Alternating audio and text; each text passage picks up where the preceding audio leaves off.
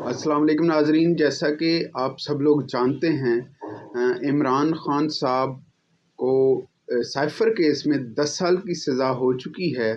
और इसके अलावा जो तोशा खाना रेफरेंस था उसमें इमरान खान और बुशरा बीबी दोनों को 14 साल कैद बामुशक्कत की सज़ा सुनाई गई है।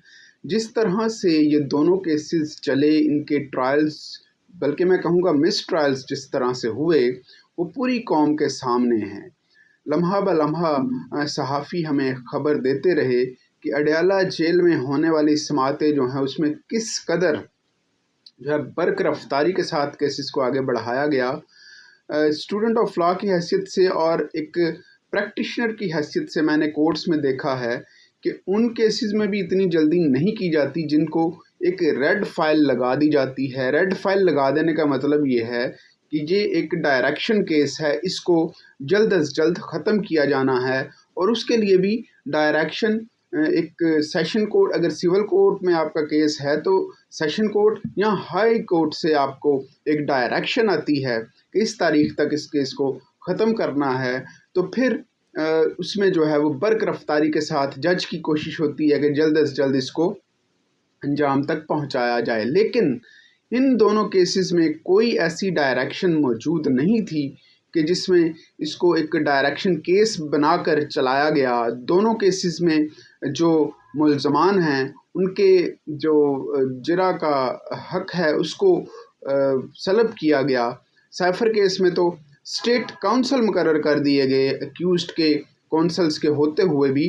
तो ये भी एक अपनी नौयत का एक अलहदा सा मामला था कि स्टेट काउंसिल तब मुकर्रर किया जाता है जब कोई एक्यूज़्ड इस काबिल ना हो, उसके पास वकील करने के पैसे ना हो, उसके पास सोर्सेज ना हो कि वो अपने केस को डिफेंड कर सकता है, तो फिर कोर्ट स्टेट काउंसिल मुकर्रर करती है। लेकिन यहाँ पर जो कौंसल्स हैं खान साहब के, शाह महमूद कुरैशी के, वो दोनों मौजूद थे। सलमान सफदर और बैरिस्टर तैमूर दोनों वहाँ पर मौजूद थे। और उनकी तरफ से एक इल्ज़ाम भी सामने आया है कि उन्हें एक अलहदा कमरे में जाकर बंद कर दिया गया, उन पर बंदूक तान दी गई। तो ये किस तरह से इंसाफ को लेकर आगे चला जा रहा है, किस तरह से इंसाफ के तकाज़ों को पूरा किया है जज साहब ने, ये बहुत ही गलत फ़ैसले हुए हैं। और हाई कोर्ट में जब ये फ़ैसले जाएंगे तो ये उड़ जाएंगे।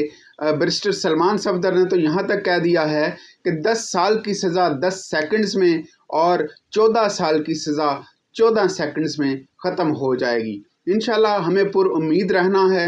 इलेक्शन जो है 8 फरवरी को हो रहा है। हमें हमारी पूरी तवज्जो इलेक्शन की तरफ होनी चाहिए ताकि हम इस पोजीशन में आएँ कि पाकिस्तान तहरीक इंसाफ की गवर्नमेंट बन सके और फिर खान साहब इसी सूरत में जो है वो कुछ रिलीफ हासिल कर पाएंगे। वरना जो ये निज़ाम चल रहा है, जो हुक्मरान हैं, इनसे किसी किस्म की उम्मीद ना रखी जाए। और जिसको कि लाडला बनाकर अब वज़ीर आज़म बनाने की एक कोशिश की जा रही है, वो शायद अपनी आकर इंतकामी कार्रवाइयाँ तेज़ करेगा।